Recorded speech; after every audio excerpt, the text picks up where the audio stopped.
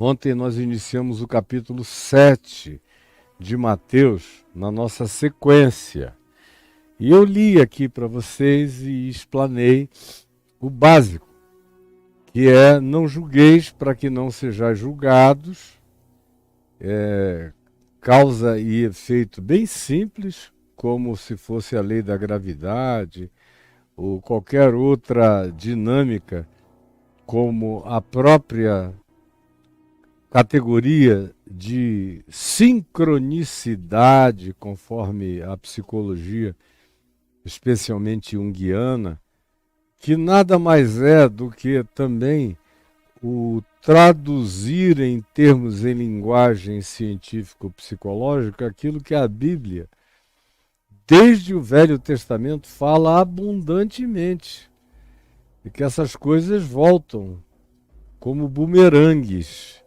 Então não julgueis para que não sejais julgados, pois com o critério, e o critério é o que eu uso para julgar a você, para julgar o outro, esse mesmo critério será usado para que eu seja julgado. Por isso, não importa o quanto você saiba ou deixe de saber, o que importa é como você procede.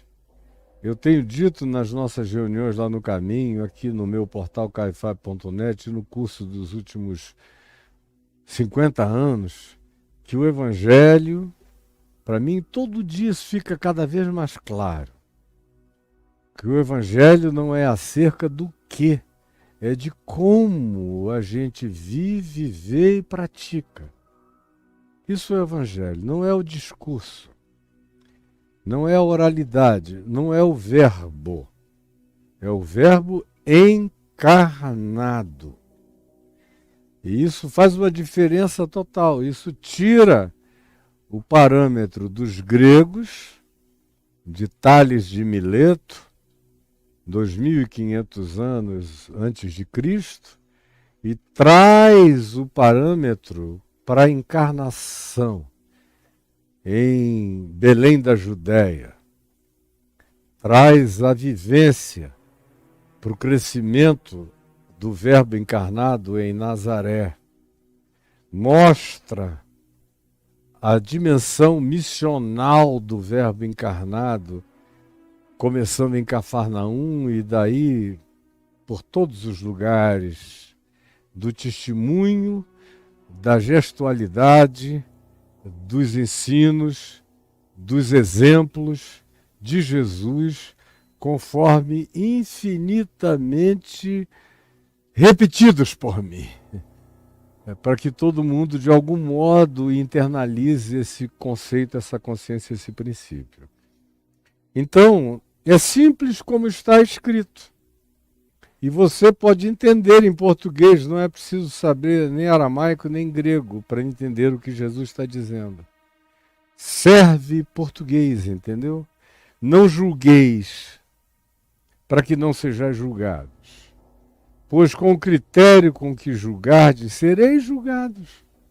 Você oferece a categoria para o seu próprio julgamento com os julgamentos que você realiza acerca do outro. Você oferece o material, todo o recurso epistemológico, cognitivo, espiritual e de sincronicidade psicológica para que você mesmo receba o retorno da sua categoria, do seu critério, do seu protocolo de juízo contra o próximo.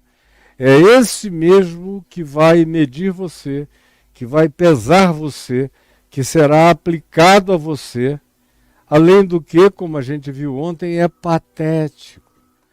Todos nós temos as nossas idiosincrasias. Todos nós temos nossos pecados de natureza imperceptível. Aqui até mesmo de nós são ocultos, como diz o Salmo: absolve-me dos pecados que me são ocultos. Porque há pecados latentes, e pecados que eu estou dizendo é o que pecado significa, são Pecado significa tortuosidade originalmente, é um desvio de rota. Todos nós não somos normais, como Caetano Veloso já disse há muito tempo. De perto ninguém é. E quanto mais íntimo a gente se torna, mais óbvio se manifesta o fato de que nenhum de nós pode se apresentar para ser juiz ou exemplo absoluto de coisa alguma. Porque existem, inclusive, esses erros, esses pecados, esses defeitos, esses flaws, que me são ocultos, que eu mesmo não percebi, que às vezes leva tempo para eu enxergar. Mas eu posso, pelo menos, à luz da revelação que já me foi dada pela palavra, pela iluminação da minha consciência, mesmo não tendo tido ainda a maturação para fazer a viagem inteira da graça de auscultamento de mim mesmo, de discernimento de mim mesmo, que não é uma coisa que acontece da noite para o dia, vai tomando a vida inteira, é um trabalho dioturno, incessante, esse da gente renovar a nossa mente e de nos transformarmos por essa renovação, por essa consciência, por essa aquisição de autoconhecimento. Isso é um processo. É nesse processo que a gente vai vendo as nossas doenças ocultas, os nossos pecados ocultos, os nossos pontos cegos, que o mais dedicado, o mais humano, o mais espontaneamente consagrado à causa de uma vida melhor e mais bonita, ainda assim possui. Não há ninguém que esteja isento disso, como diz Paulo, pois todos pecaram, todos, e igualmente, do mesmo modo.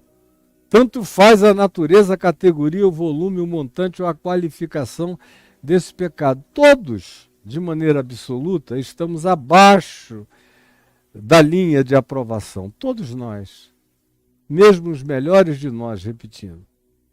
E igualmente, do mesmo modo, carecemos, precisamos ser iluminados, sermos refletidos pela percepção da face de Deus, da glória de Deus, conforme a revelação de Deus em Jesus o Cristo, que é a minha vocação para ser. Eu sou vocacionado para me tornar como Jesus. É essa evolução que eu preciso fazer. É na direção dele, que é o princípio e o fim de todas as coisas, que é a referência absoluta para a qual eu estou andando. E todos nós somos chamados, é a vocação humana de todos nós, é essa.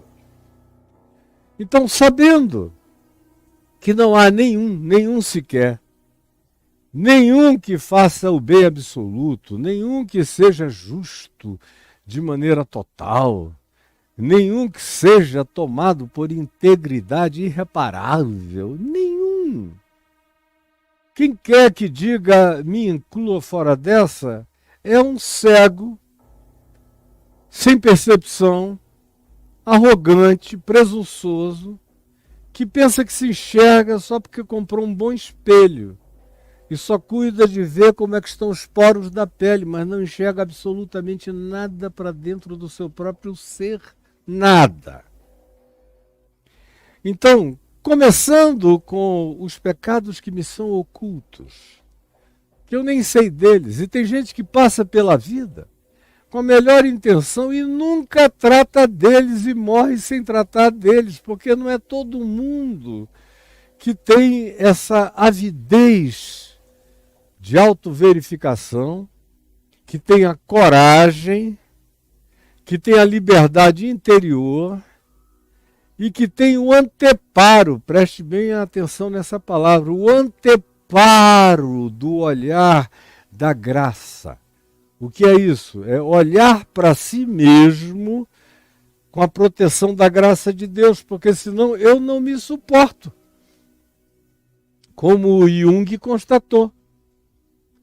Quando tentou fazer a sua viagem psicológica muito mais profunda, Freud foi um cara dedicado à fenomenologia psicológica e psicanalítica e cultural, examinando vidas de outros. E Jung fez o mesmo, mas chegou uma hora em que ele descobriu que a principal matéria-prima para qualquer psicologia que pudesse ser desenvolvida não era o outro, como figura a ser anatomizada psicologicamente, a ser exumada, a ser aberta, a ser, de fato, objeto de uma biópsia. Porque, de fato, o que precisamos fazer é autópsia.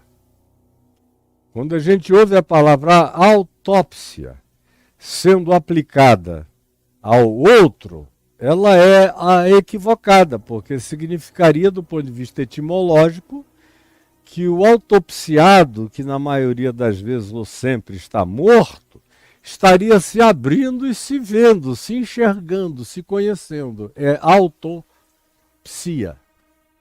Não é o caso. Ele já não se enxerga porque morreu. É alguém vidente, com a ciência necessária para o conhecimento, que o abre todo, que o compreende. É uma biopsia.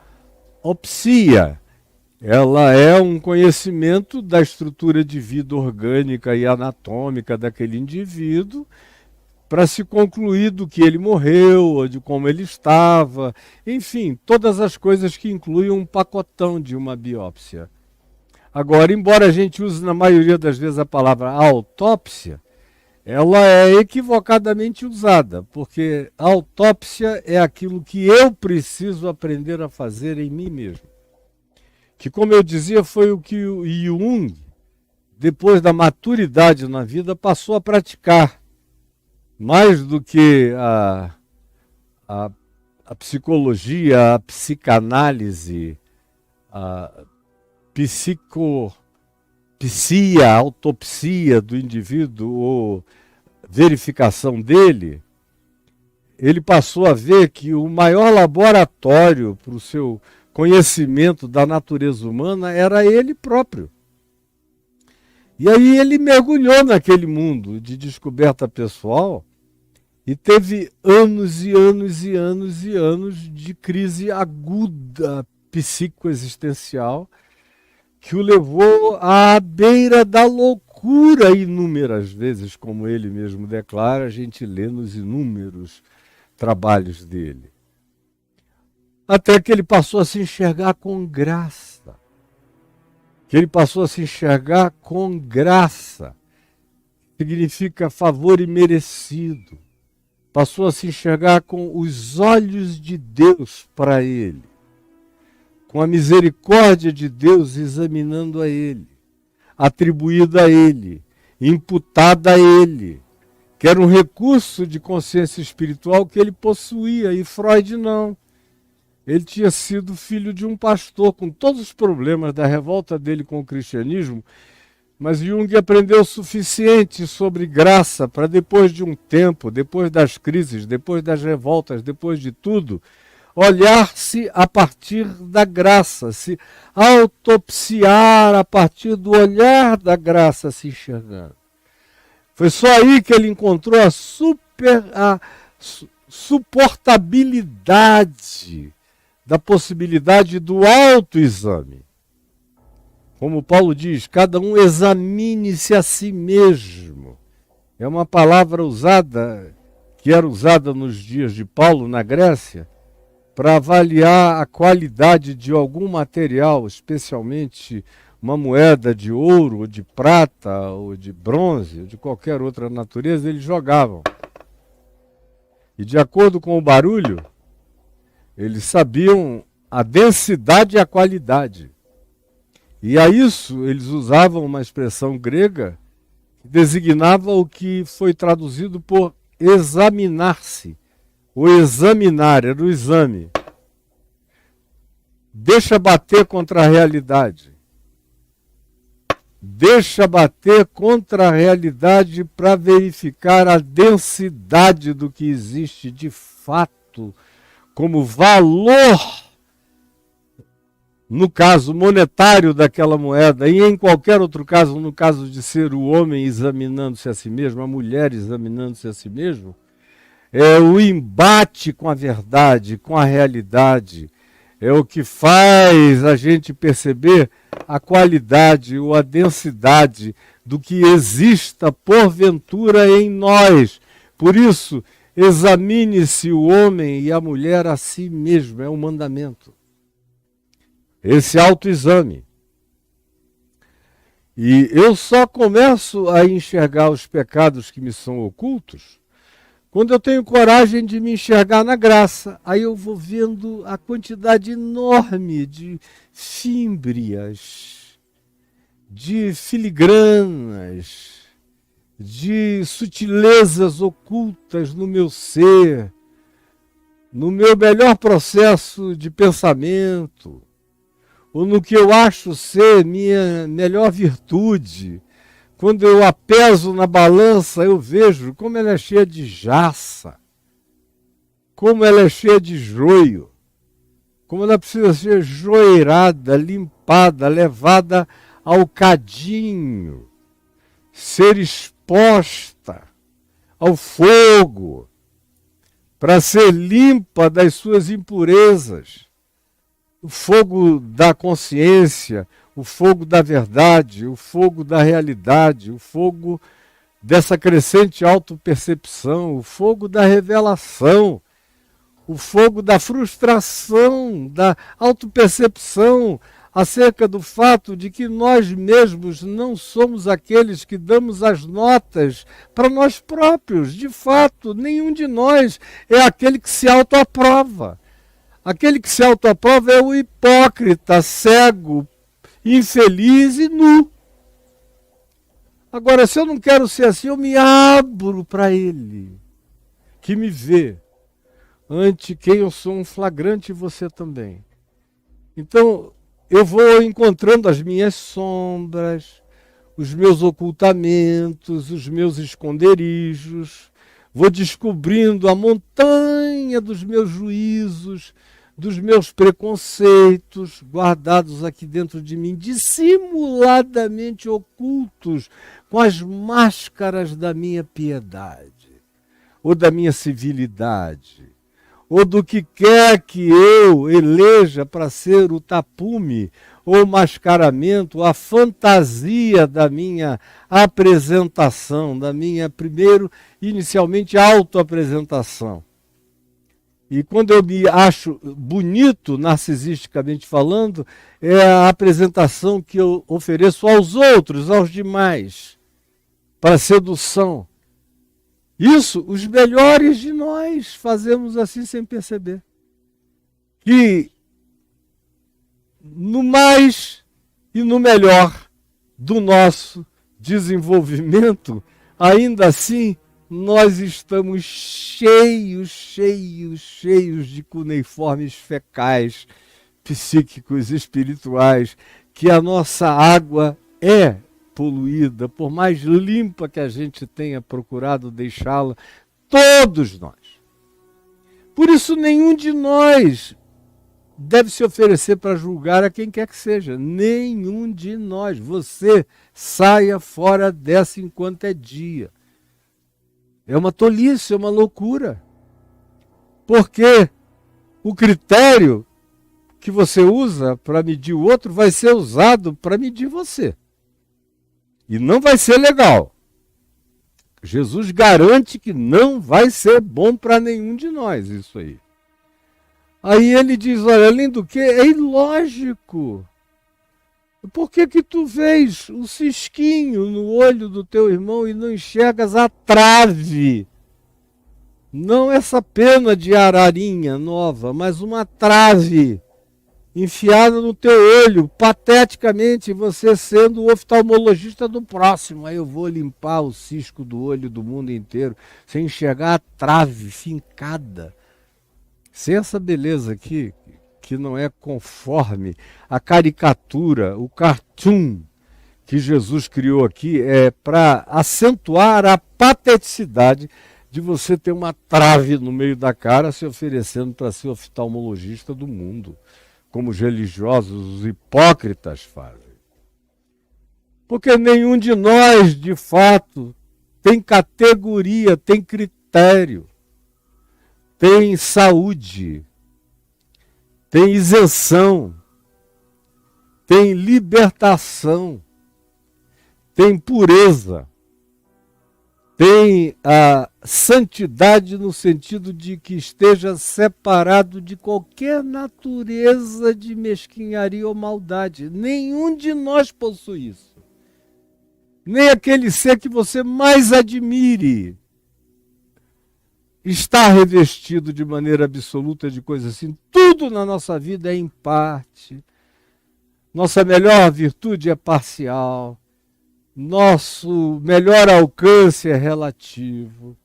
Nossa melhor compreensão também habita aquilo que carrega a parcialidade da observação, do entendimento, da compreensão, da limitação, da finitude. Pelo amor de Deus, eu estou dizendo uma coisa difícil demais para você entender. Esse é o argumento de Jesus, dizendo, olha, por causa disso não entre nessa.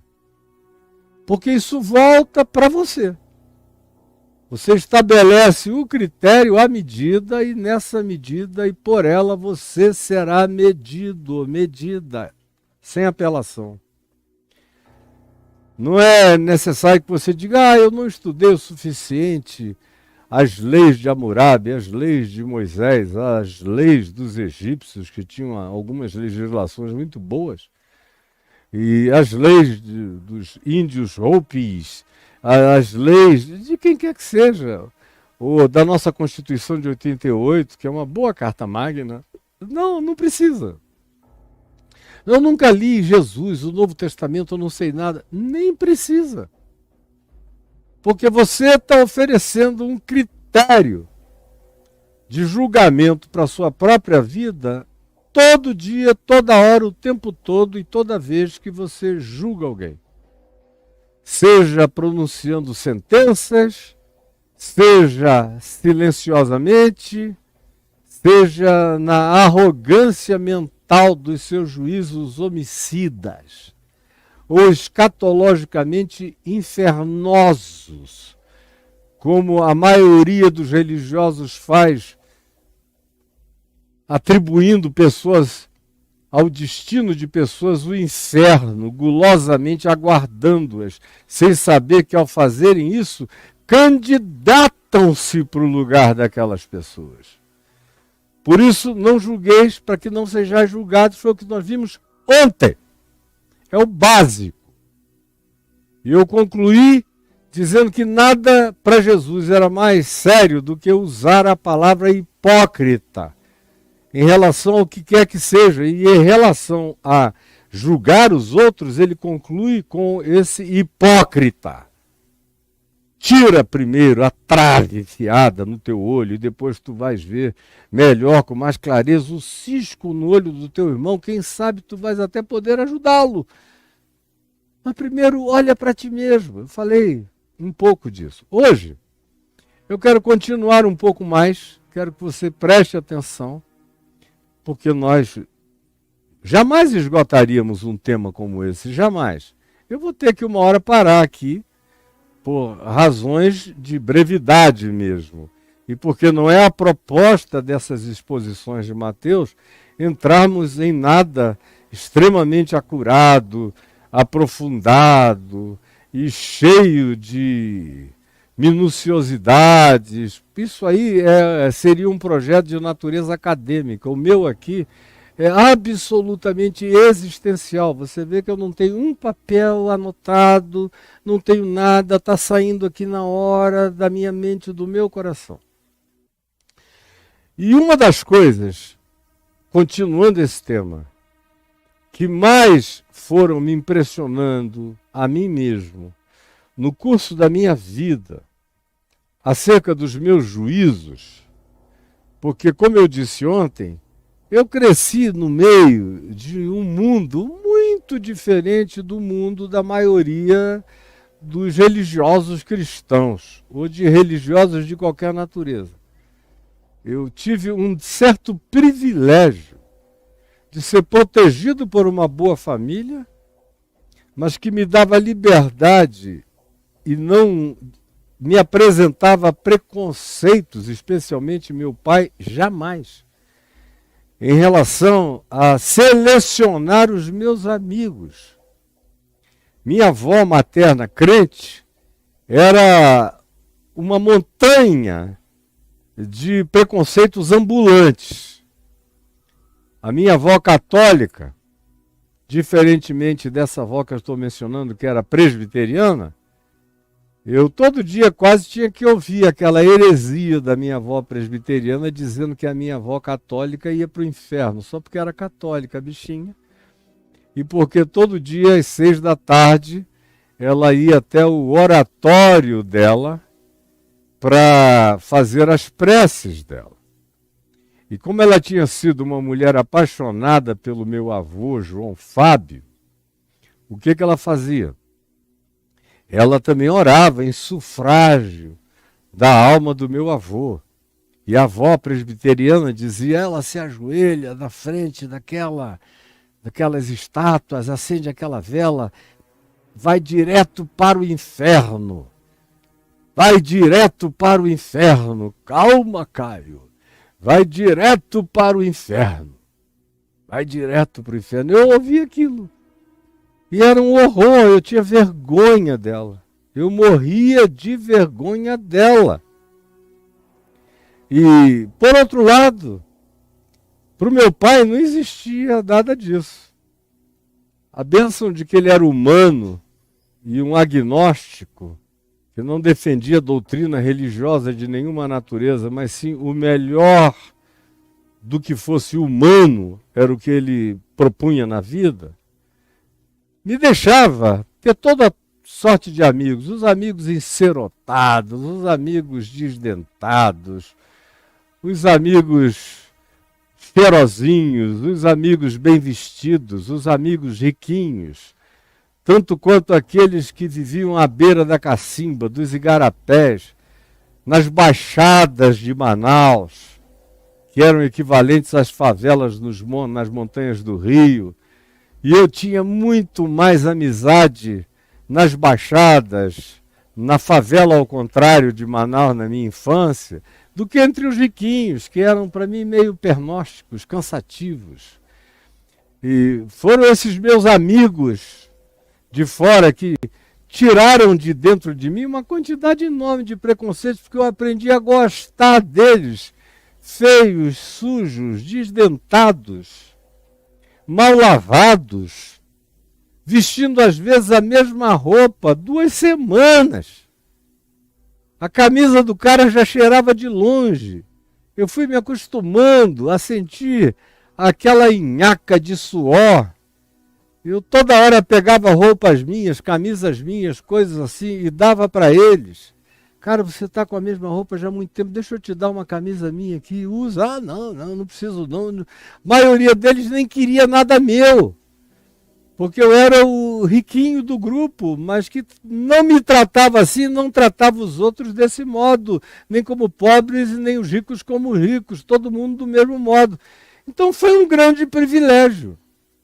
Logo depois, na puberdade, eu já fui ficando amigo de um monte de gente de cabeça diferente. Por exemplo, o Ricardo Boechat e a família dele eram um mundo densamente politizado, ao qual eu fui exposto a partir de 12 anos, ouvindo todos os papos do pai dele, e toda aquela raiva do golpe militar de 64 que eu também tinha, mas ali era de uma intensidade e de um senso crítico enorme. A bola que a gente jogava ali tinha um monte de protagonistas que eram também pessoas que vinham da classe média alta ou alta, cheios de reflexões a respeito do tema. E o futebol me abriu portas para todo lado, em todos os mundos sociais e econômicos, para baixo e para cima. Depois veio a adolescência.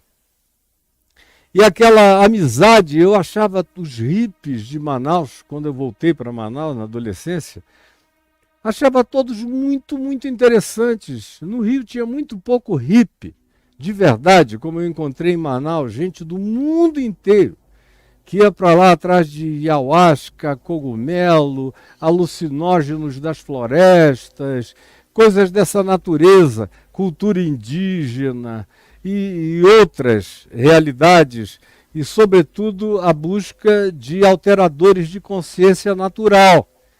E os papos dos caras, que tiraram de mim trilhões de preconceitos. Você vai convivendo e vai vendo que o sujeito é humano.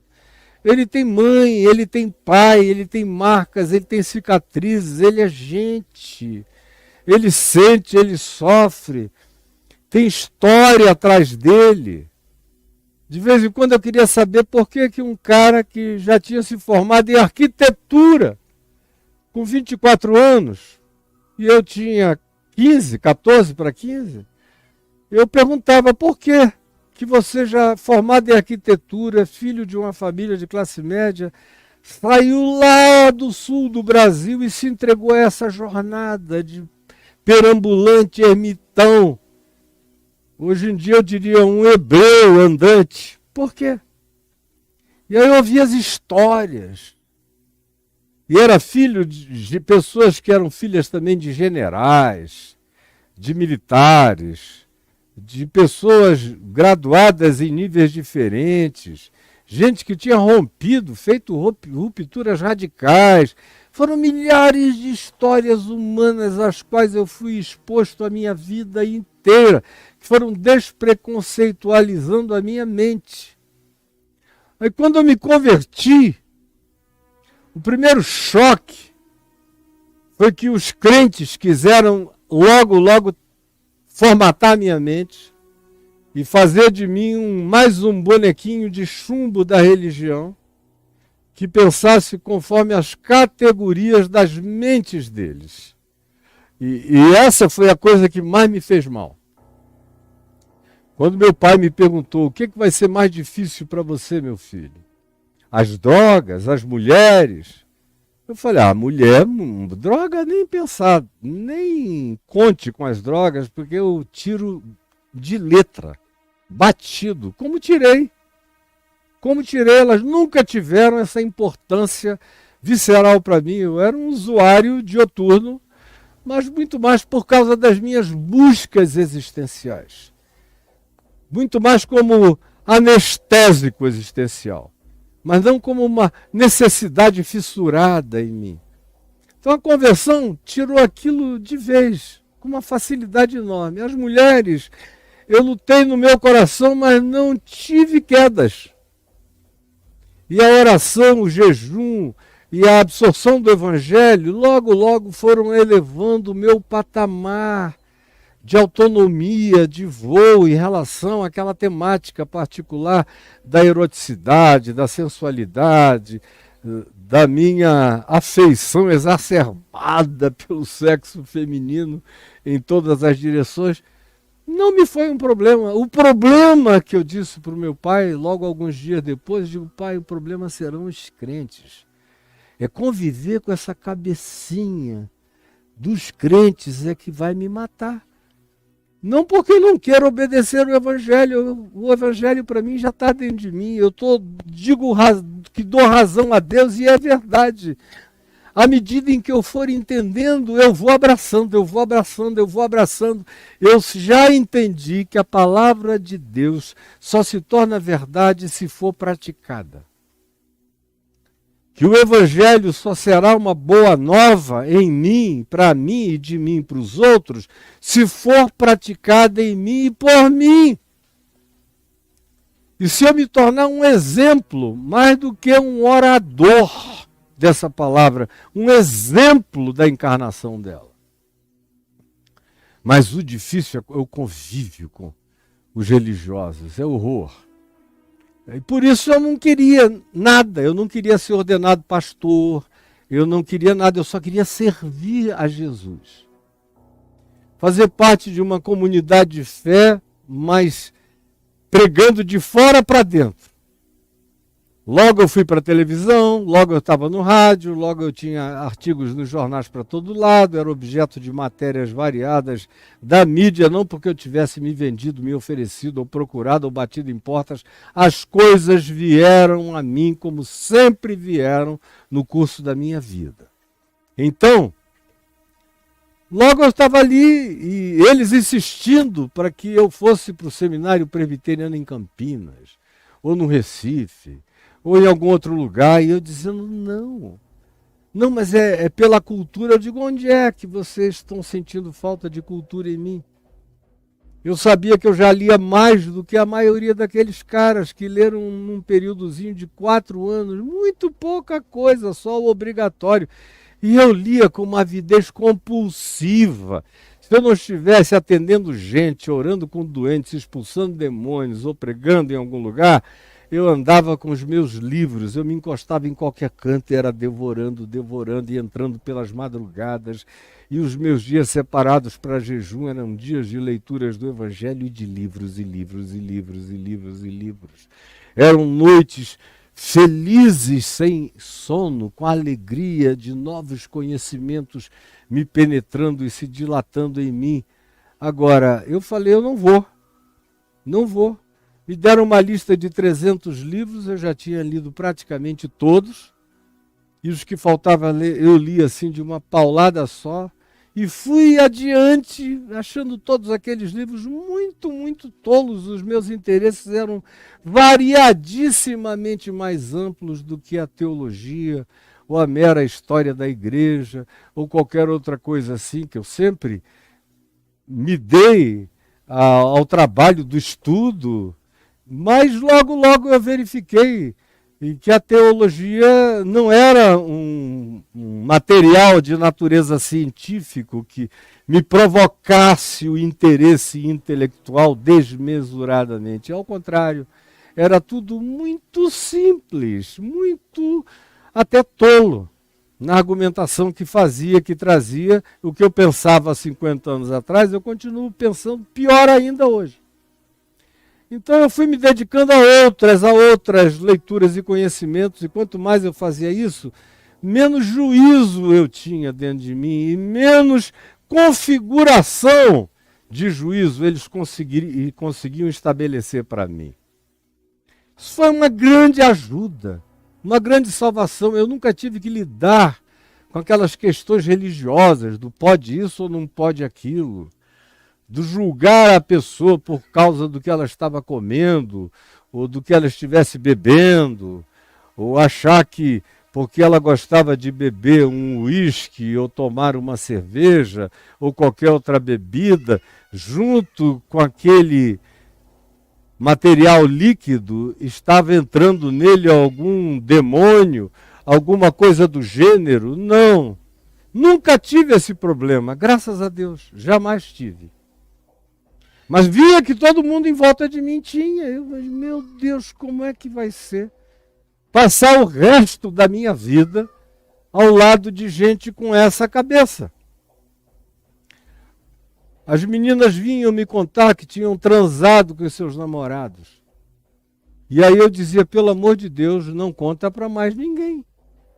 Porque eu sabia que se chegasse ao ouvido do pai, da mãe, eles iriam levar o conselho da igreja, querendo que o conselho disciplinasse a filho, o namorado e todo mundo. As pessoas me contavam os seus pecados e eu dizia, vamos tratar disso aqui nós dois, não abre a boca para ninguém. Isso desde o início, porque eu sabia que o juízo que adivinha dos corpos religiosos, dos grupos religiosos, era inapelável. Era de natureza escatológica, perversa. E aí depois, logo depois, 1 ano e meio, 2 anos no máximo depois da minha conversão, eu estava sendo procurado por pastores da cidade inteira de Manaus, me contando os seus deslizes, suas derrapadas, suas puladas de cerca, um monte de coisa. Eu era só um jovem de 19 para 20 anos, ouvindo aqueles senhores me contando aquilo tudo, os seus dilemas infantis, de gente que nunca tinha vivido, que foi criada no aquário, dentro de uma bolha, protegidos daquilo que desde 5, 6 anos de idade já me era coisa conhecida. Com 10 anos eu já era idoso perto deles. E eles estavam agora aos 40 anos descobrindo coisas que eles não queriam admitir que os habitavam, por causa da bolha religiosa dentro da qual tinham sido criados. Então eu fui ficando cada vez mais convicto de que uma das melhores coisas que eu faria pela minha mente era limpá-la da religiosidade, porque o subproduto imediato da religiosidade é a produção da hipocrisia como juízo caricato. Você, com uma trave no olho, querendo tirar o cisquinho do olho do seu irmão. É um meme perverso, feio e absolutamente desprezível. E é o que Jesus cria, esse meme patético, para ver se alguém se enxerga. Mas eu estou dizendo isso porque durante um bom tempo eu me senti uma pessoa praticamente sem preconceitos. Preconceito racial, meu Deus, isso aí eu já nasci sem. Não existia na minha casa. De nenhuma natureza, já desde os dias do meu bisavô, a cultura familiar era essa. Não foi o evangelho, como eu já disse várias vezes, que me ensinou isso. A cultura dos meus avós já era essa. Índio, o indígena autóctone da Amazônia, era reverenciado da minha família. Assim como o negro, ou de qualquer outra raça, ou de qualquer outra etnia, ou de qualquer outra expressão de vida, todo mundo respeitado. Eu cresci dentro de uma família que tinha consciência do Evangelho, sem religiosidade, infinitamente maior do que eu jamais encontrei em igreja alguma. E até o dia de hoje eu prefiro o juízo dos que sobraram na minha família, dos meus primos extensivos, que são muitos, do que o de todas as igrejas. Eles são muito mais humanos e mantiveram-se no evangelho familiar que aprenderam, como cultura e modo de ser, muito mais arraigadamente do que os que estão me ouvindo aqui conseguem tomar de decisão favorável contra não julgarem os outros. Pois bem, na realidade, já foi muito depois na minha vida. Aí por volta de 94, 95, eu já era presidente da Associação Evangélica Brasileira desde o início dos anos 90, desde 91, e que vendo tanto gangsterianismo, tanta bandidagem de liderança pastoral, tanto roubo, até sequestros, até ameaças de morte para todo lado, e morte, efetivamente. Adultério, traição é brincadeira. Tudo isso aí eu nem mais incluía. Agora eu estava vendo que os caras eram capazes de matar, de lavar dinheiro para o tráfico de drogas, para todo lado. Já faziam isso no início dos anos 90. E eu comecei a ver que eles faziam mesmo. Começaram a querer me cooptar para dentro daquela sujeira. Isso no início dos anos 90. Imagine hoje como é que a coisa está. Absurdamente maior, e naquele tempo não tinha milícia. Atualmente, meu Deus, a coisa passou de todos os limites e de todas as possíveis referências. Aí quando eu me dei de cara com aquilo ali, tem que eu notar, surgiu um sentimento de juízo no meu coração. Porque eu tinha todo o direito e o dever espiritual de, pelos frutos deles, saber que eles eram. Tinha o direito de me afastar deles, porque eles eram recalcitrantes, inarrependíveis, irregeneráveis, inconversíveis, cínicos, falando de Deus o nome de Deus o dia inteiro, mas eram ateus de coração, de fato e de verdade. Era gente que corrompe, que não faz bem andar junto nem estar ao lado. São perniciosas as suas companhias, pensamentos, presenças, opiniões, atos, exemplos, todos extremamente afetados uns pelos outros. Quando chegou a 94, eu disse, eu tenho que sair correndo. Eu me tornei presidente de uma gangue nacional, multinacional. O que é isso, meu Deus? Mas juntamente com a constatação, surgiu um espírito de juízo dentro de mim. E eu que não tinha preconceito em relação a trans, a travesti, a gay, a lésbica, aos LGBTs que já havia, só não tinham esse nome, o QI, a mais, sempre houve em todo lugar, só não tinha nomenclatura, ou qualquer outro tipo de coisa, eu não tinha mesmo. Não tinha mesmo, e tratava com todo carinho, respeito, honra e reverência às pessoas. Mas eu fui desenvolvendo uma hostilidade velada em relação à liderança religiosa.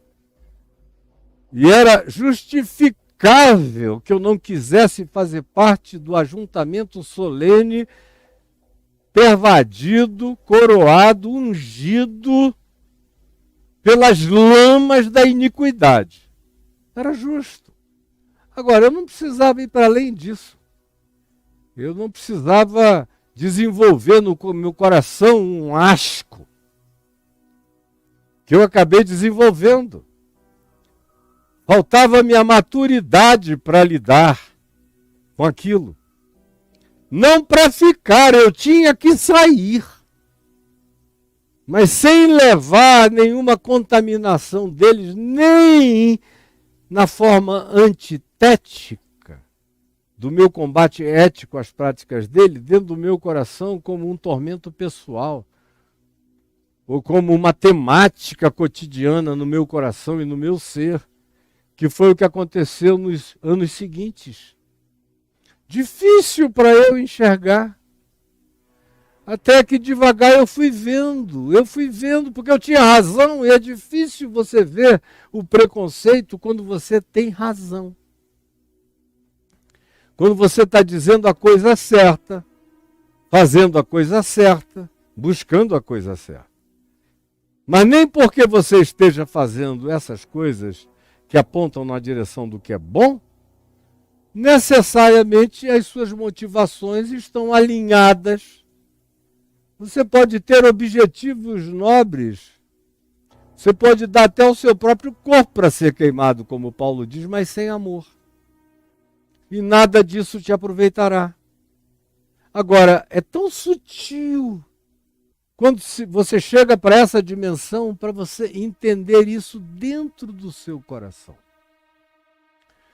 Como eu vejo hoje, muitos amigos ou conhecidos meus, ou gente que eu acompanho a vida, a existência inteira deles, os conheço desde que eram, sei lá, jovens, adolescentes, bem jovenzinhos mesmo, e os vejo lutando para serem pessoas sem preconceito.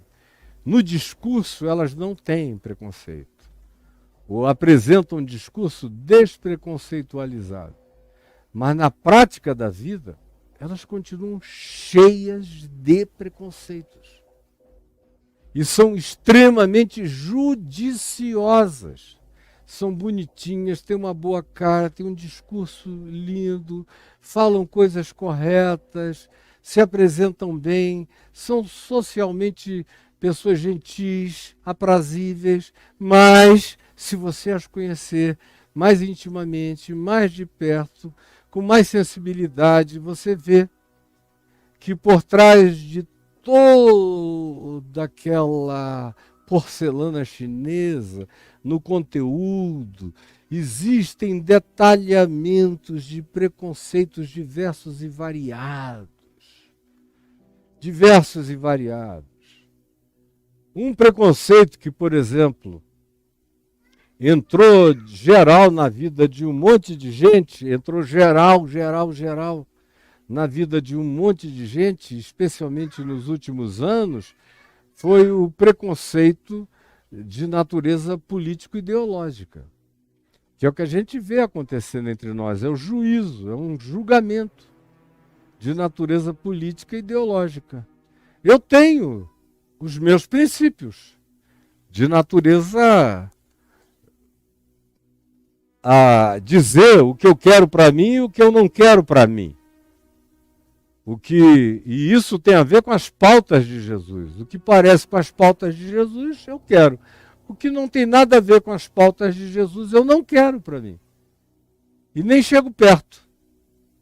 Como vocês já tiveram inúmeras ocasiões de ver. Agora, no que diz respeito a pessoas, sinceramente, eu posso discordar delas radicalmente em todas as pautas político-ideológicas delas. Mas quando elas me procuram, e eu sou muito procurado por pessoas que vocês nem sonham que me procurariam. De extremadas em relação às posições que você pode encontrar na minha vida. E elas vêm falar comigo na sua angústia, nas suas frustrações, nos seus medos, nas suas doenças, nas suas perdas, nos seus lutos, porque elas sabem que, conquanto eu pense totalmente diferente delas, eu não vou manifestar nenhum preconceito contra a pessoa delas e não vou botar a mão de Deus pesando na cabeça de nenhuma delas e não vou designar nenhuma delas para nenhum tipo de juízo ou inferno. Agora, quanto a mim, me deu trabalho perceber que eu que estava livre de tanta coisa, tinha ficado tomado por esse preconceito do elemento reativo religioso contra toda a estupidez e a maldade da religião. Quando eu comecei a enxergar isso dentro de mim, eu falei, eu continuarei a denunciar como um profeta do Evangelho faria, como Jesus fez, mas isso vai ter a hora e vai ter a sua demanda dentro de mim. Antes da hora e antes da demanda pessoal se estabelecer como uma convicção de Deus no meu coração, eu não vou abrir a minha boca mais. E é o que eu tenho buscado fazer. Me eximindo de juízos precipitados, temerários, muito rápidos, ou de qualquer outra natureza. Há um tempo atrás eu descobri um juízo que me habitava, que eu nunca tinha notado. E aí quando eu percebi, eu falei, meu Deus, como é que esse negócio estava dentro de mim? Esses anos todos eu nunca tinha me dado conta. Eu tinha o preconceito, eu olhava para determinadas formas físicas. Formas físicas. Não tinha nada a ver com cor, com raça, com condição financeira, com cheiro, nem com perfume, nem com roupa, com nada disso. Mas certas formas, certos avolumamentos, certas conformações estéticas humanas, e de algum lugar isso me veio que dali só podia vir alguma coisa meio burra. Meio burra. Aí eu comecei a ver o preconceito que eu tinha contra os entes trogloditas. Aquele cara que já vem com aquele pescoço mais grosso que uma coxa bem malhada. E que o pescoço é mais largo do que a cabeça. A testa é curta. O peito é enorme. As pernas não conseguem quase passar uma pela outra. E é tudo ali imenso e não tem nunca um prazo ou um limite. É sempre mais, até pela própria dedicação tão obsessiva àquilo, eu dizia, daí não pode vir nada inteligente. Só que eu não dizia isso com a minha boca.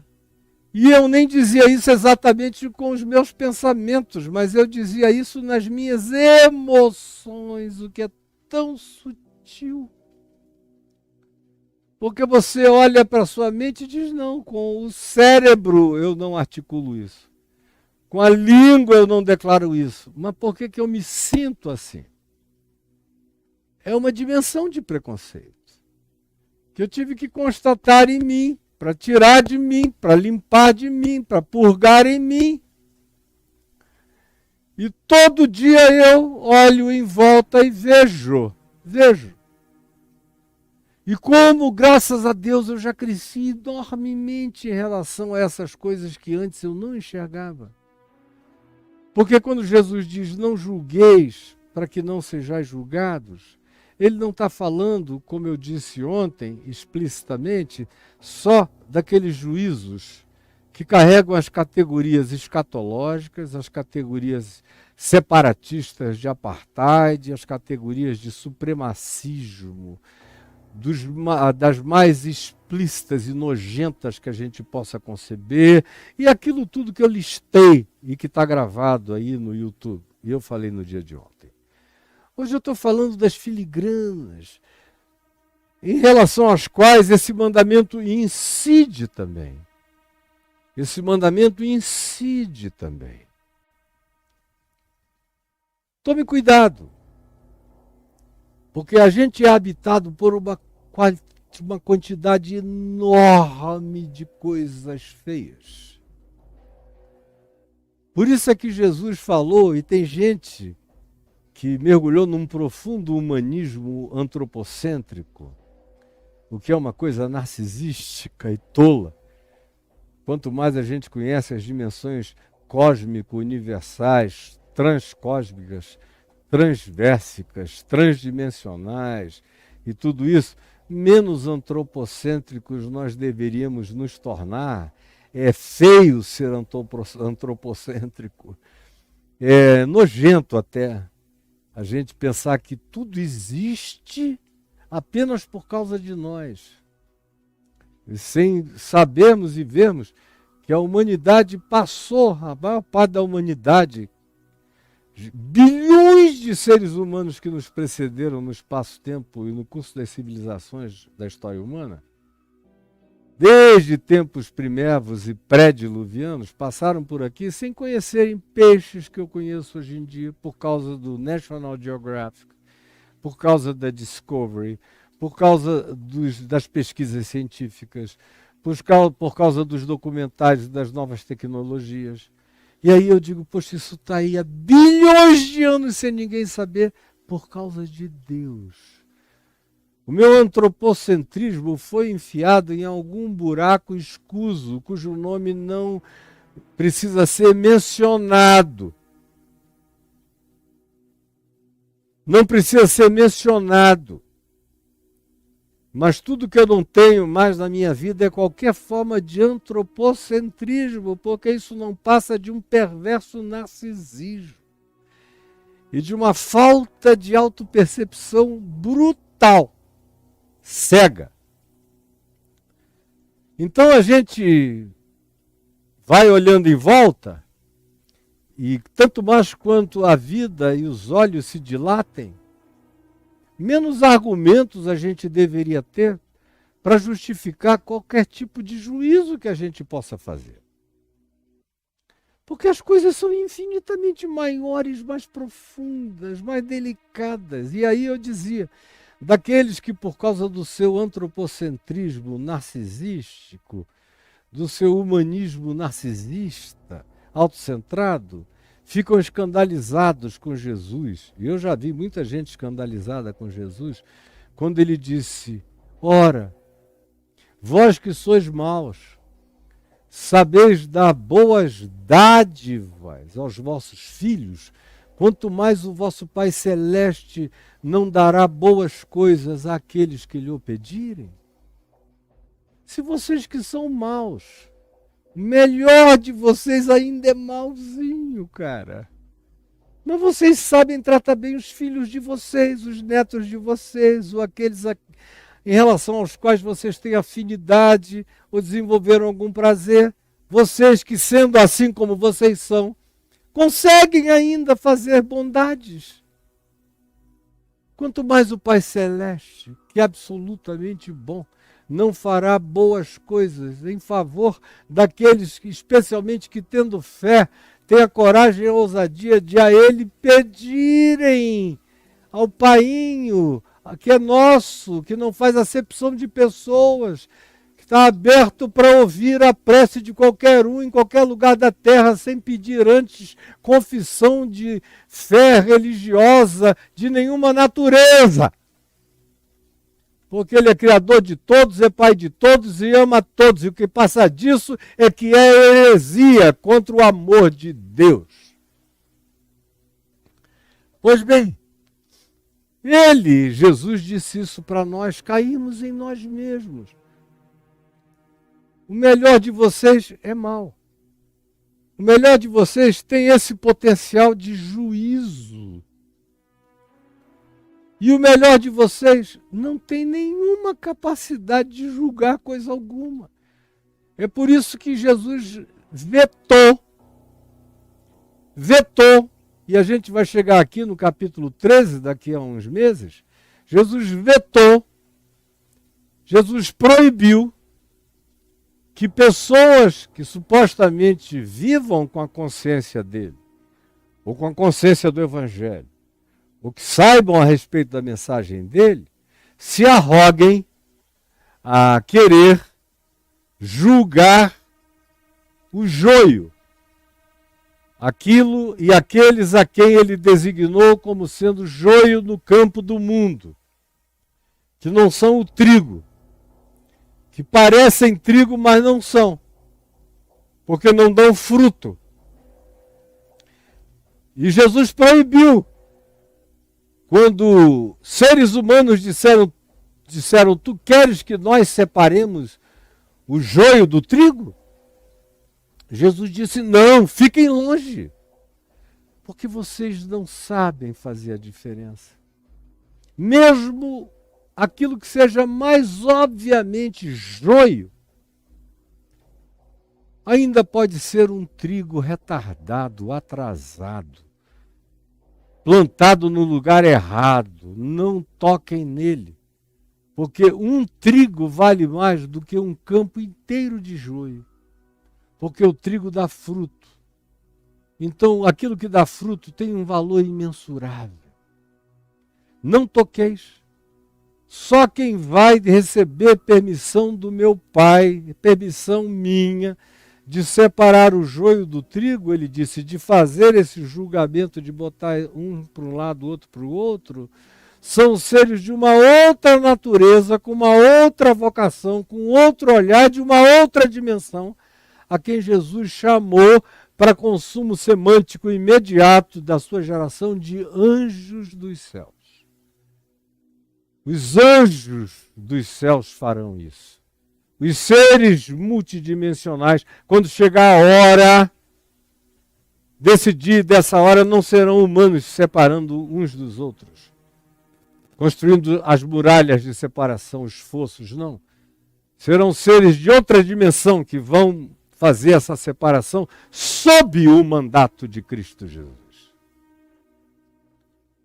Então, quanto mais você vai olhando para dentro de você mesmo, do seu coração, você vai vendo como você é tomado de bullshit mesmo, de porcaria, como a nossa alma não esgota o nosso esgoto interior totalmente, jamais, nem em coisas mínimas e pequenas, como é o caso daqui, do que a gente vê, por exemplo, nos dilemas de Paulo com os julgamentos que ele recebia. Paulo foi provavelmente o apóstolo mais julgado pela igreja de Jerusalém.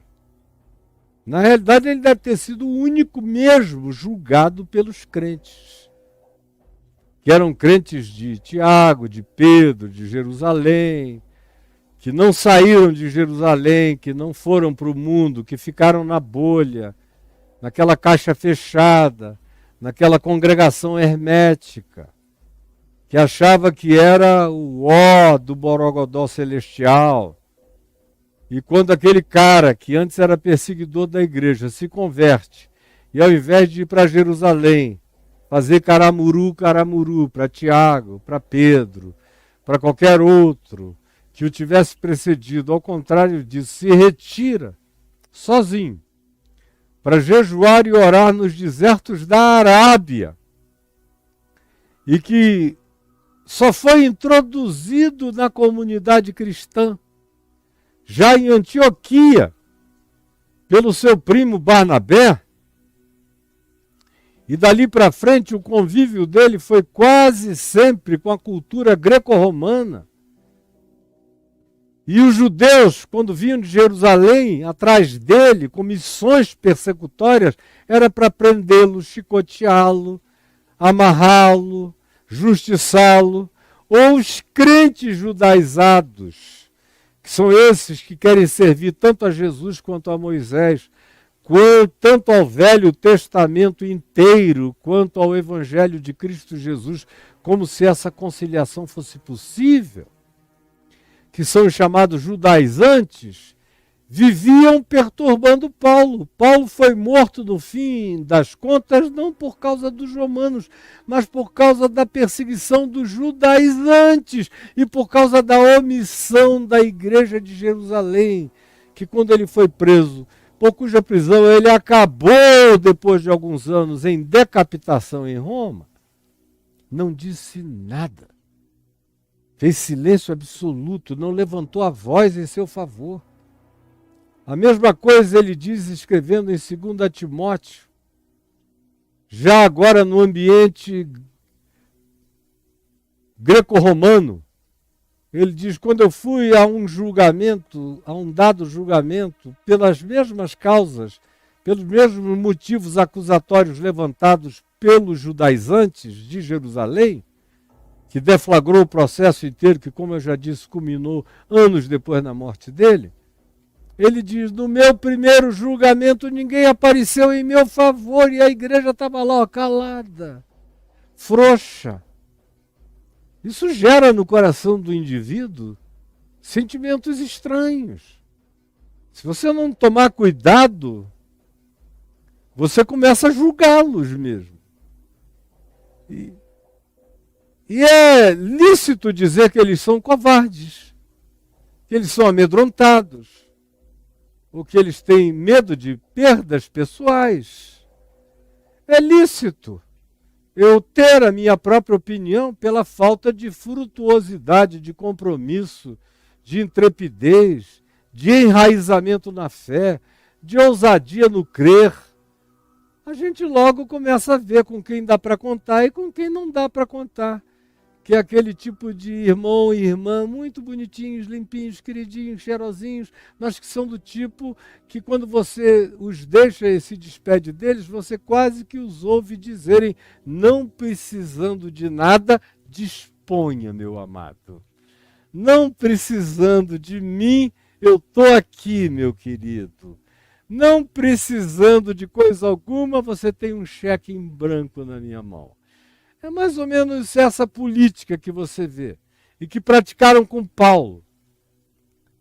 Por isso ele não conseguiu jamais voltar e ficar e viver em Jerusalém e participar daquela comunhão que para ele foi se tornando pútrida, adoecida. E ele tem que lidar com essas coisinhas aqui de dieta de judeu que não iam pregar o evangelho aos pagãos, aos gentios. Paulo ia, pregava.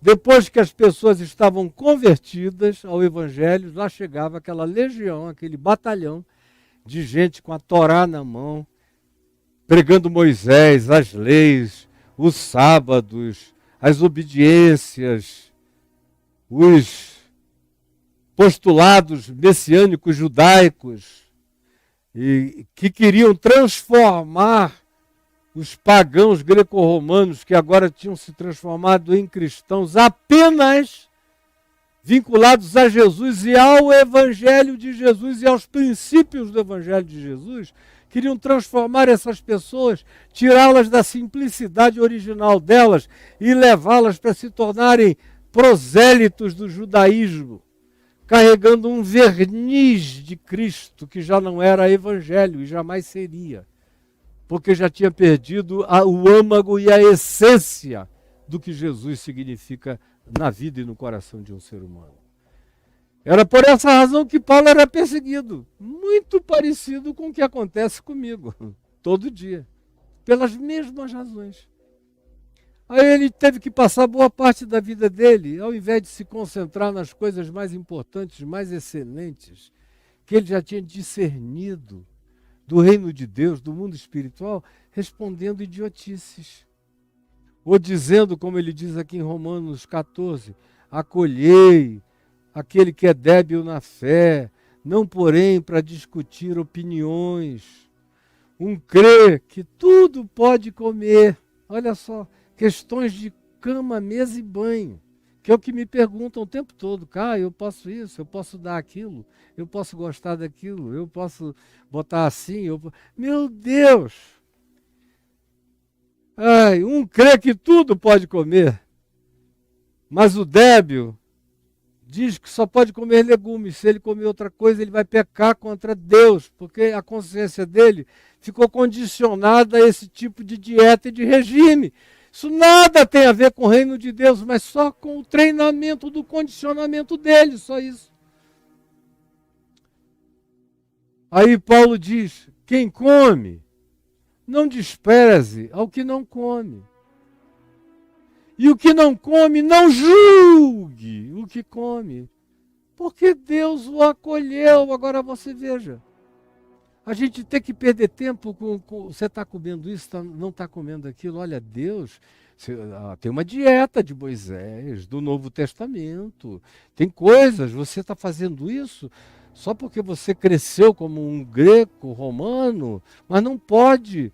Parece que o evangelho tem que ser a conformação com a cultura judaico-cristã, ou com a cultura judaica para os cristãos.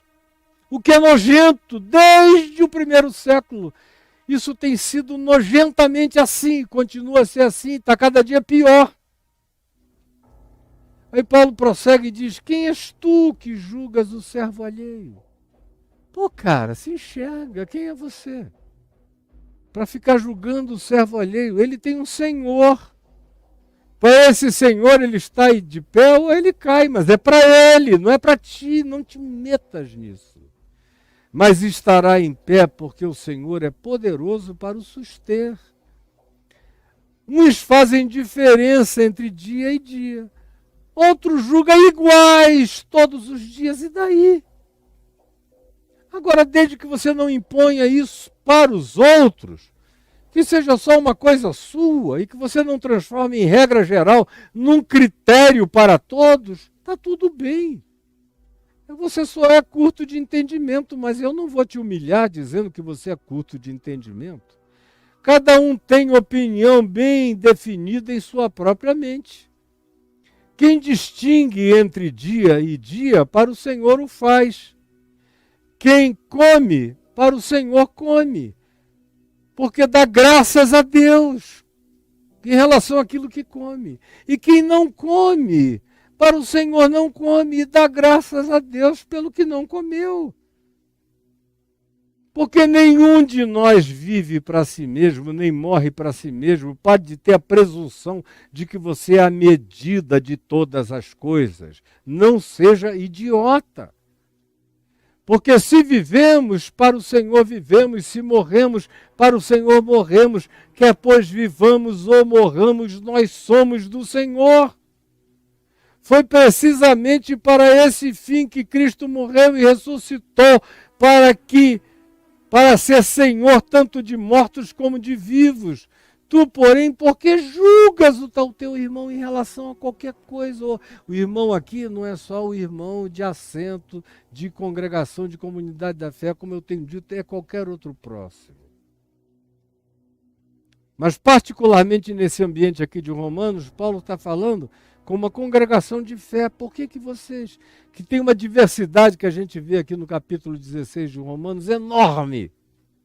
Tem gente do coração da África até a Ásia, e até o extremo da Europa, e todo o norte da África aqui, presentes nessa congregação para a qual Paulo mandou essa carta aos romanos. Então por que tu julgas o teu irmão? E tu, por que desprezas o teu irmão? Me responda isso. Por que tu julgas? Por que tu julgas? Ou por que tu desprezas o teu irmão? Como está escrito, por minha vida, diz o Senhor, diante de mim se dobrará todo joelho, e toda língua dará louvores a Deus. Assim, pois, cada um de nós dará contas de si mesmo a Deus. Foi o que eu disse, que Paulo falou a Timóteo. E eu disse ontem, cuida primeiro de ti mesmo. Cuida de ti mesmo, porque cada um dará conta de si mesmo diante de Deus. Não nos julguemos mais uns aos outros, pelo contrário, tomai o propósito, a determinação de não pôr de tropeço nem escândalo para ninguém. E aí teria uma infinidade de outras coisas a serem ditas, mas não é o caso nem aqui, nem é o caso exatamente agora. Porque eu terei que parar. Eu já estou falando há 1h30 praticamente. Mas amanhã eu continuo com você. Eu só quero orar. E Jesus, eu te peço que essa palavra tão singela, que eu falei com a simplicidade com a qual eu falaria com os meus netos, explicando com a tranquilidade, com a calma, com a despretensão, com a qual eu converso à volta da minha mesa. É nesse espírito que eu estou conversando com aqueles que desejem aprender o significado do Evangelho, da Boa Nova, que nos foi dada para ser vivida, para ser praticada, para ser encarnada, para ser provada. Porque a gente só usufrui esse benefício quando a gente pratica todo dia esse Evangelho. Aí ele dá fruto. Aí ele produz a abundância excelente a partir da vida da gente. Por favor, permite que ninguém aqui esteja perdendo tempo ouvindo as verdades mais preciosas disponibilizadas aos humanos, jamais. E ao mesmo tempo, fazendo ouvidos mocos, oferecendo um coração empedernido e um espírito blindado, em cujo ser nada penetra.